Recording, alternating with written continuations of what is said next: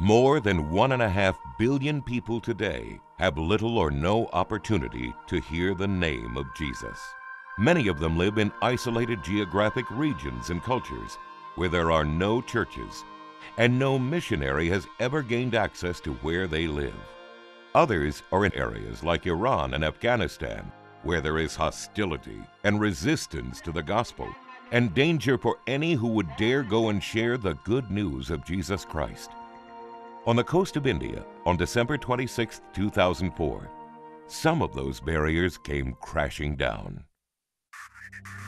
In 11 countries, more than 225,000 people died from a tsunami on that sunny day. In India, a pastor named Parameswaran lost 10 family members, including his 3 children, whose hands he was trying to hold when the wave overtook them. Filled with grief, pain, and heartache, this modern-day Job was pushed to his limit by his Hindu family. That was the next day my brother came. He was shouting, "Where is your Jesus? Why he did not save you?" After a season of grief that included thoughts of abandonment and suicide, God began to work in Parameswaran's heart. With a desire in his soul to be used by God, he reached out to orphans in nearby villages. And so he came to us and asked the Southern Baptists if we could help set up his orphanage.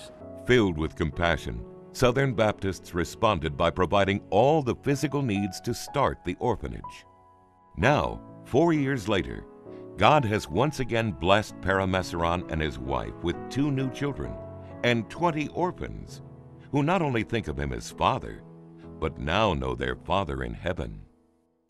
Parameswaran's story is just one example of how anything is possible with God, and how the more than $17 million in aid given by Southern Baptists has opened doors once closed to the gospel. Because you gave through the cooperative program and to the Lottie Moon Christmas Offering, your missionaries were in place and able to respond quickly. Through the doors that were opened by the tsunami, in India alone, more than 1,400 new churches have been started, and over 12,000 have accepted Christ. Resources provided by your giving to the Lottie Moon Christmas Offering are helping missionaries to find the people groups that have no access to the gospel, and then follow God's plan to engage those peoples.